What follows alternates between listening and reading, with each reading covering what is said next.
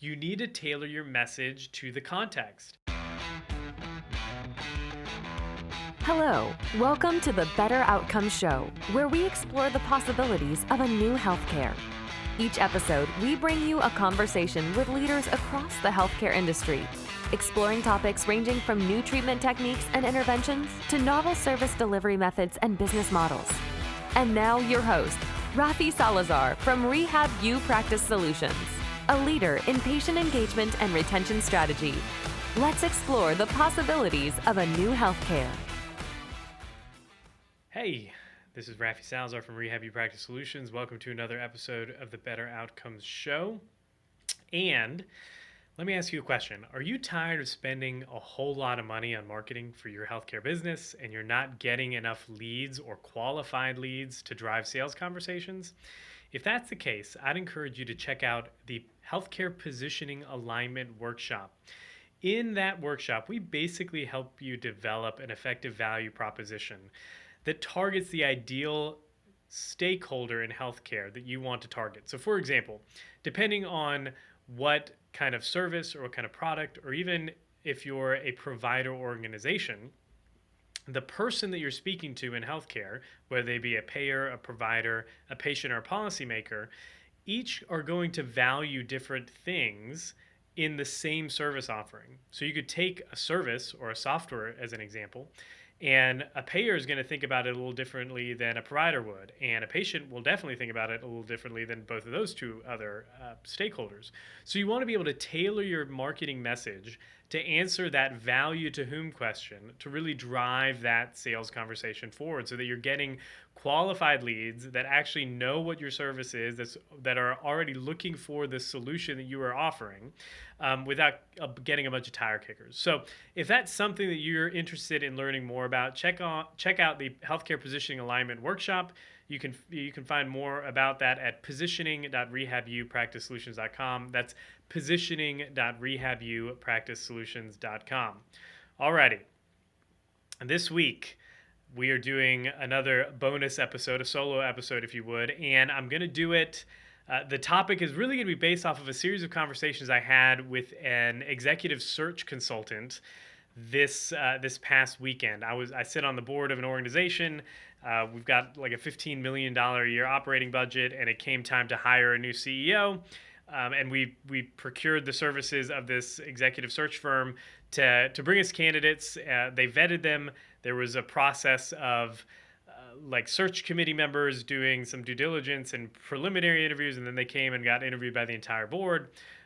And so I'll talk a little bit about that experience because I think that's cool, especially if you're rising up through the ranks in healthcare, maybe as a clinician or even on the software technology side, and you're wanting to learn more about how do I navigate some of these conversations, and then also some of the conversation I had with our search consultant at dinner on Friday night in DC. So before I dive way into that, you can, if you're on video, because now we're like totally doing what podcasts should be doing from the beginning, which is video and audio. If you're on video, you're probably checking out this brown and black eye I've got going on. So I'll zoom in a little bit so you can see it. It looked a lot worse. It's getting better. That's why if you follow me on LinkedIn, if you follow me on the interwebs, I haven't been putting out many videos recently, and it's because I was Memorial Day. I was with a couple friends of mine training jujitsu and caught somebody's head right in my eyeball socket. So it puffed out really big and was giant and swollen, and it doesn't hurt at all, but it definitely looks gnarly. In fact, I was at this board meeting over the weekend, and we took a break or whatever, and I was going to grab a drink, filling up my coffee cup or something, and one of the other board members came up and they were like, "Is everything okay at home?" And I was like, "What are you talking about? I totally forgot. I've been walking around like this for a week and a half now, and I forget that it's there. People are other people that are like, oh my goodness, black eye." So, anyways, jujitsu injury. I can't speak any more highly of jujitsu than you should just go try it. It's really cool. It's really fun. Great exercise, but that's the reason for the shiner. So, moving on. Let me start by kind of walking through the process, and then this conversation that I had with this search consultant. And then I'll dive into some of my insights around the actual interview process and what made some of the psychological things that were at play when the board was actually voting on and selecting the successful candidate. So executive searches, if you're involved in these, I know I've done a couple of these, like as um, interim positions for client organizations and things like that, or just helping some of my client organizations or organizations that I was working on hire executives. So the way it basically works, if you hire an executive search consultant, is you procure this firm. They usually have a Rolodex of potential candidates, but then they also reach out and do some of the marketing for the position. You give them your requirements, you give them the skill set you're looking for, you give them some of the dynamic. So we were involved in trying to find somebody that had a little bit of experience on Capitol Hill and with some of the lobbying efforts that the organization was doing, as well as innovation, management, and really leadership of a really awesome team that doesn't need a whole lot of micromanaging, but they need some vision setting and then some accountability and some leadership into the fray, if you would. So we give the search consultant those parameters. They ask a bunch of questions about some clarifying questions, and they run out and they find a bunch of candidates, and they send them to the organization that's searching. The organization then will go through, and usually there's a pre-screening process before you even get to interviews. Sometimes there's an interview process that's part of that. But there's usually a couple preliminary interviews with members of a search committee for this. At least in this organization, this has a board of directors. The board of directors established a search committee, off to the races. So that's kind of how it worked. And then we all convened at the meeting day to do final interviews and to select the CEO. So while I was doing that, ended up having a conversation with the search consultant. It just so happened that we went to this steakhouse for dinner. He ended up sitting right next to me, and he's been around the block. This guy has done a whole lot of recruiting over the years. I want to say he's been doing this for 30 years or something like that. He's placed people.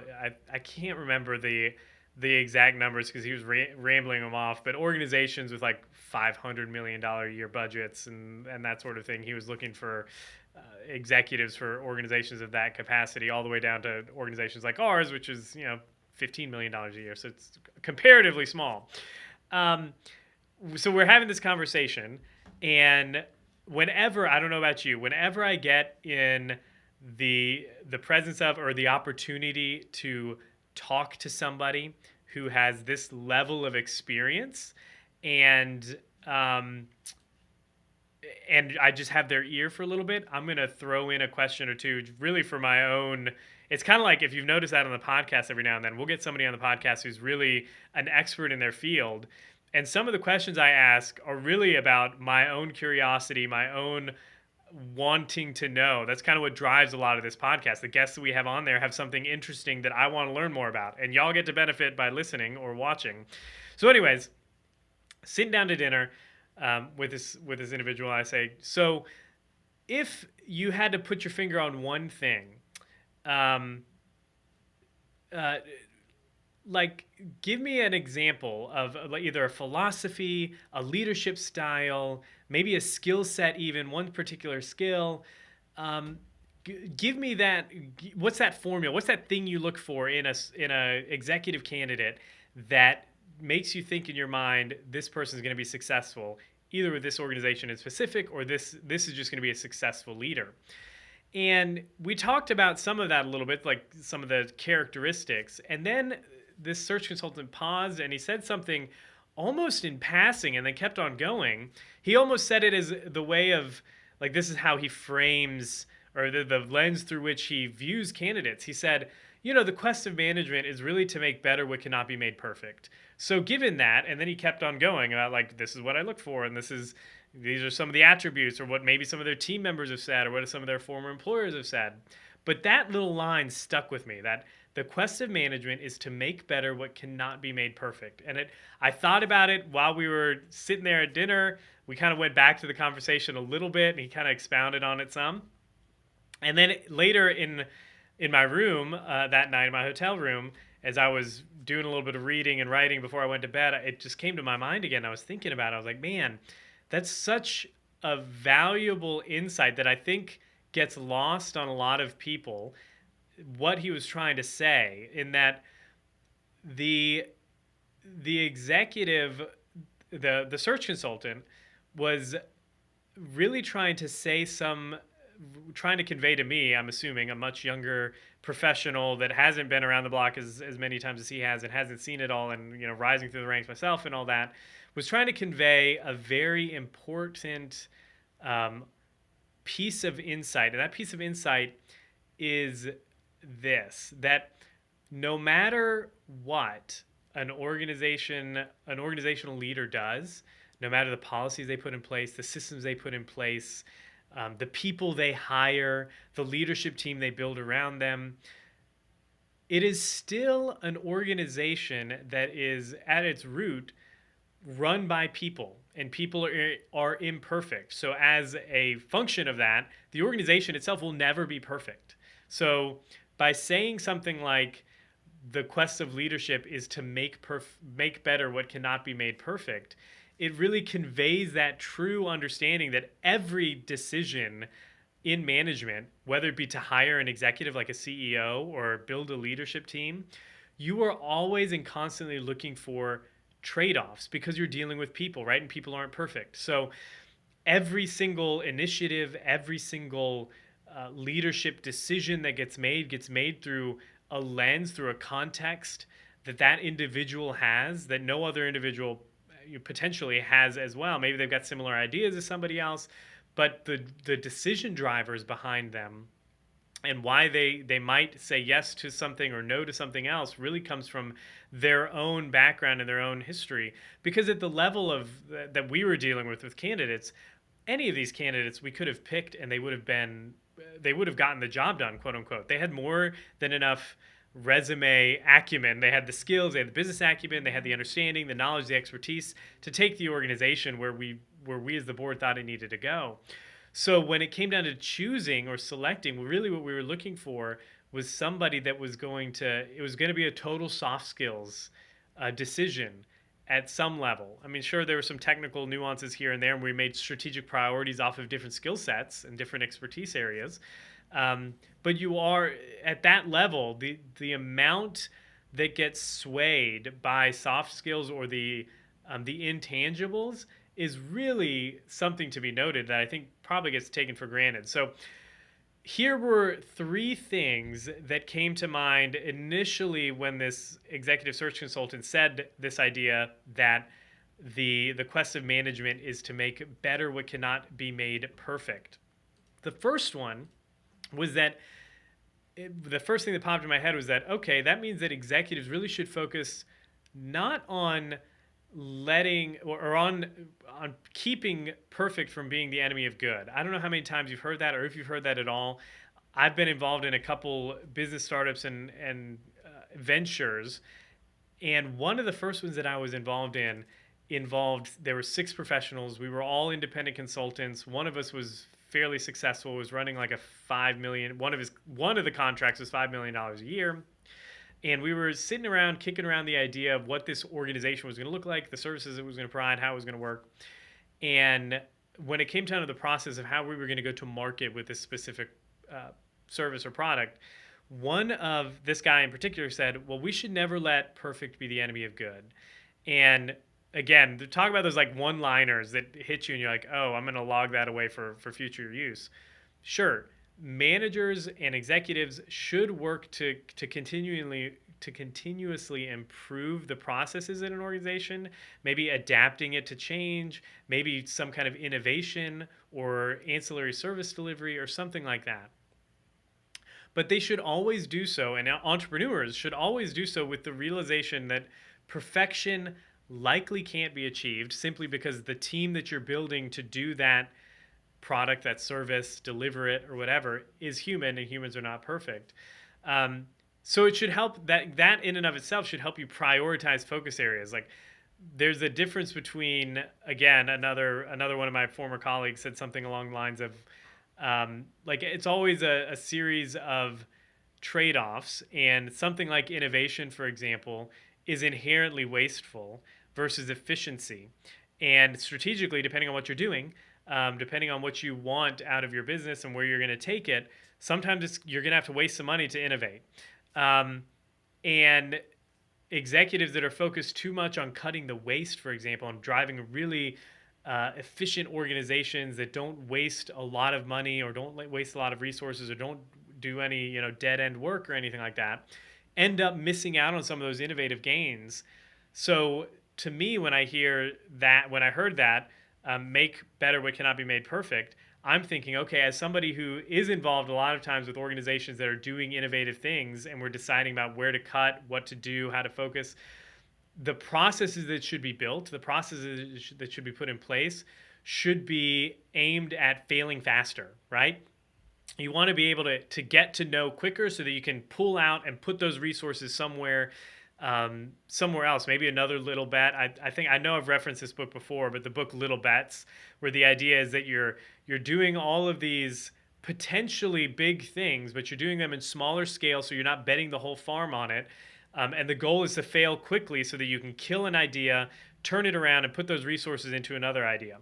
And in some very innovative firms and innovative organizations, you see that happening a lot. They're doing very entrepreneurial things within the organization to get to a better process, to get to a better, maybe a different solution or service offering or something like that. So that was the first one.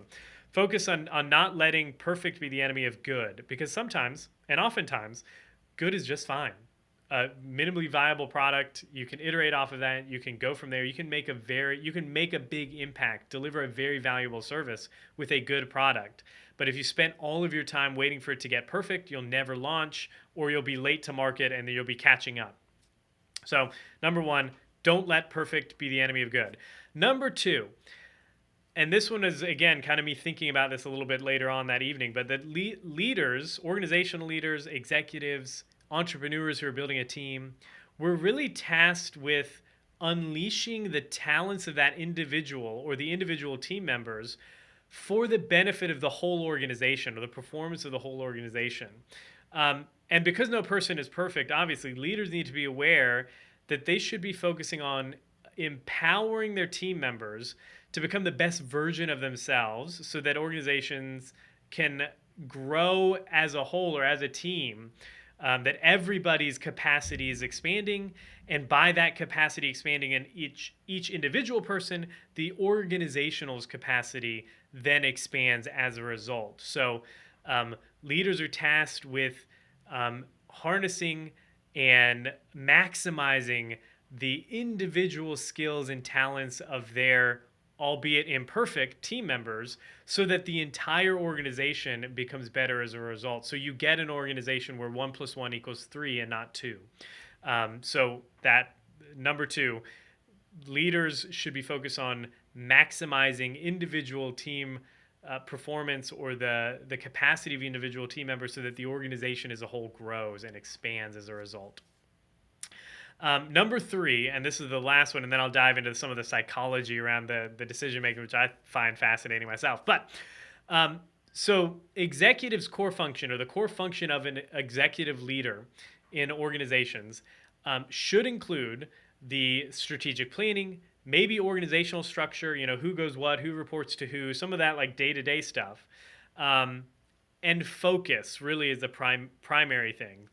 So the vision, the strategic planning, and that focus. Where are we going to send the efforts of our team members whose capacity we're expanding, right? Where are we going to send that capacity? Because no matter how expansive that can be for your team, people are still limited. You only have 24 hours in a day. You only have so much bandwidth for projects. So we need to focus the organization on where it should be. So that's why strategic planning is important, because that kind of helps you prioritize under the vision and the mission of the organization. Strategic planning kind of puts that into motion, and that helps you prioritize where those resources are going to be allocated, to where those resources are going to be allocated. So I already mentioned it. Innovation, as an example, is inherently wasteful. So resources are often, in innovative companies, are often spent exploring possibilities that end up being dead ends. And it's not like they were dead ends at the beginning and you just wasted money for no reason. It's that you didn't know it wasn't going to work until you put it in the field, right? No battle plan, or I can't remember who said it, but some general said that no battle plan survives contact with the enemy. And it's very true in business. You've got this idea of maybe it's go to market, or how this product or solution is going to be deployed in an organization or in your client organizations, and you get out into the field, into the real world, and you're like, oh man, this one thing needs to be changed, or it's being used in a different way, not the way we envisioned it. So, and sometimes that means you have to you do some quick dev to add the features that you need to, or kill something that was in there, or maybe pivot the business model entirely. You never know until you get out there into the real world. That's part of the dichotomy between efficiency and innovation.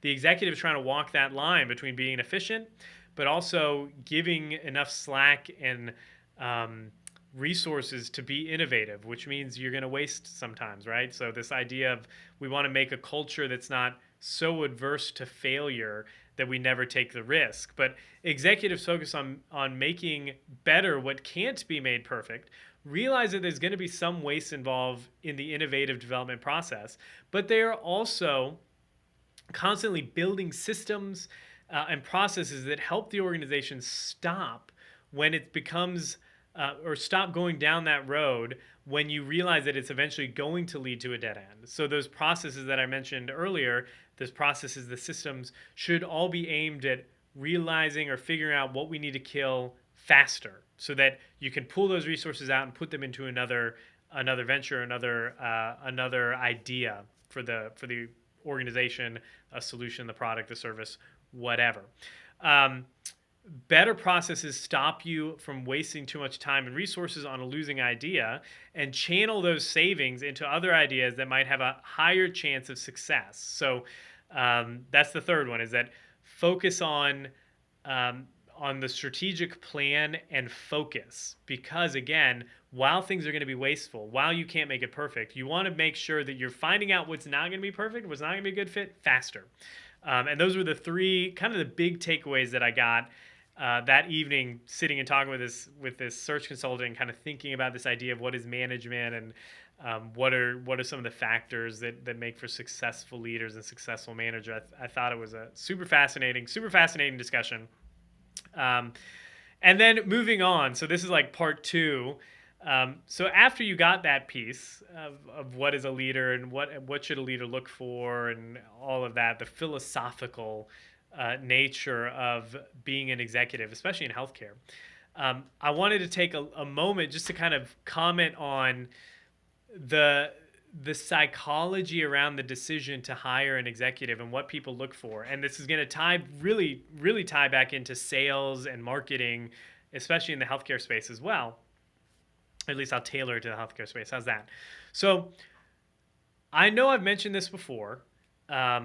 I've mentioned it a couple times, and it's not an idea that's unique to me. I heard this from another podcast. It was the Two Bobs podcast, Blair Enns and David C. Baker.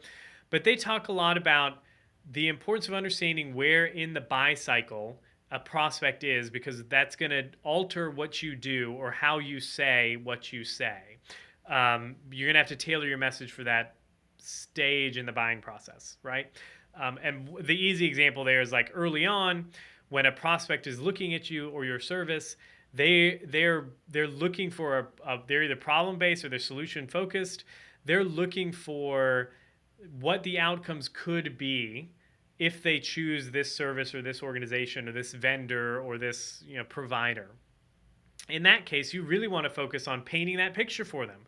What does success look like? How easily will their product be, or their problem be solved, or what will their life look like without the problem? So you want to paint that desired future state, get all the details on it, paint with a very fine brush. You want to get all the HD graphics in there. You want the prospect to walk away from those interactions, whether they be with your content or with you yourself during a demo or something like that, or a sales conversation, a discovery call, inspired about what the possibilities could be, the possibility for success.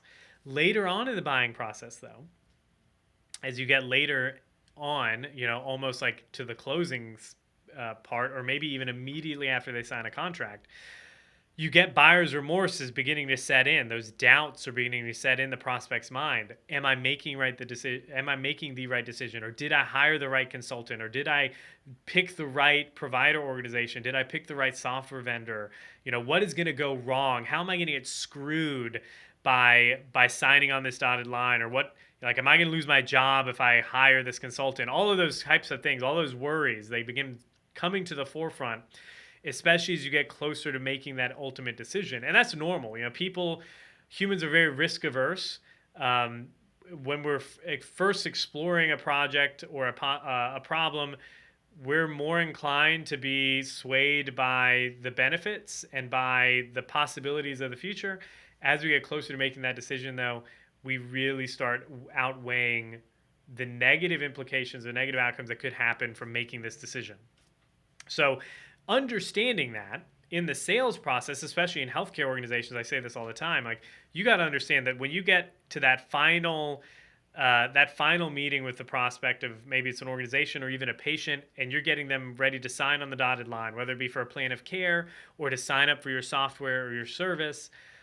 What you need to then do before you put the contract in front of them, before you lay out the offer, I mean, hopefully you've already laid out the offer, before you reiterate the offer for final agreement, you want to take some time and talk about the reassurance. You want to offer reassurance. So maybe you bring up some of those concerns preemptively. You say, I know a lot of people in your position, when it comes time to like put pen to paper here, these are some of the things that go through their mind. They're worried that we haven't done this enough in this area, or they're worried that this process isn't going to fit for your organization exactly. And whatever you say after that, you want it to be focused on reassuring the prospect that they are making the right decision, that they're not, they're picking something. And this might be something like you pull out Blair Ann's is a big fan of this, like a process study framework or casework, where you can say, look, this is another organization just like you. Very similar situation, same demographics, maybe same budget, same whatever. This is the process we took them through. And this process made sure that things weren't going to fall through the cracks, if that's what they're worried about. Or, we put them through this funneling system here, and this is what made sure that they did not waste money in XYZ areas, or that they got the ROI they needed very quickly. However you want to say it, and whatever, it's going to be entirely unique to that organization and even that individual that you're talking to during that sales cycle, or during those sales conversations. But you want to begin really pumping the reassurance into the system so that the prospect, potential patient, whoever, drops their guard a little bit and stops thinking about all the negative implications and getting into that loss aversion bias that's going to happen, or that heuristic. You want to cut that off in the pass. So what does this mean, and how does this apply to searching for a job in healthcare, or even in executive searches in healthcare? Let me take a drink here. Well, let me set the stage for you. So I mentioned already, this is a big organization, $50 million a year budget. The candidates that we were interviewing were beyond vetted from a technical standpoint. They had the skills, they had the knowledge, they had the ability and the strategic insight to do what needed to be done. Maybe there were some priorities here or there that we would have put higher on one candidate than another, but at that point you really are splitting hairs when it comes to the technical abilities. However, there were a large contingency of the board members that were really concerned about making the right decision, and it came up over and over again in deliberations. Are we hiring somebody that's going to use us as a stepping stone, and they're only going to be here for 1 or 2 years and then move on to a bigger organization? Is this going to be somebody that's going to take this awesome team that we have, the staff that we have, and just cut the waste and start hacking, laying people off left and right? Is this going to be somebody whose personality doesn't, their method of management doesn't blend well with the team that we've already got in place? All of those types of things, which were very loss aversion prompted questions and concerns, which were valid concerns. They were valid concerns. It's not like they weren't. However, The candidates came in, and one candidate must have read this book, must have read some of Blair Ann's work, or maybe listened to this Two Bobs episode. But they came in really offering reassurance. They even mentioned it a couple times. Like, listen, I've done this for an organization.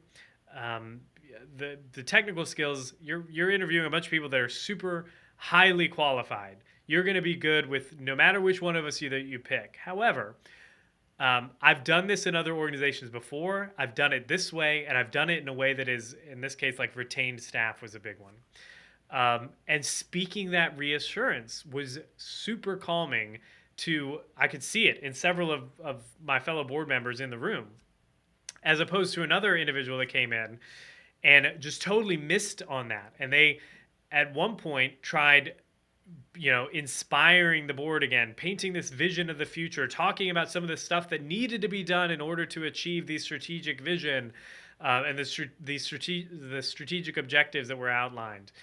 But they missed the fact that some of the questions that the board members were asking were really prompted by this. Are we going to make a mistake if we hire you? Is it going to be a mistake to hire you? Are we going to be back at this in 6 months to a year, going through the expense of hiring an executive search firm, going through the rigmarole of trying to interview candidates again, do the whole 9 yards, and then select somebody and get them onboarded and transition into the organization? And ultimately, the candidate that was chosen was the candidate that came in and communicated a sense of reassurance throughout their interview. The successful candidate made it very clear that the board wouldn't get buyer's remorse 3 weeks after their start date or something like that. The other candidates that were brought forward to that point failed to communicate that in the final interview, and it ultimately cost them position. So, like, what's the point of that? It highlights the fact that depending on even where you're at in your own healthcare career journey, the interviews that you're doing, the stages of the hiring process, you need to tailor your message to the context.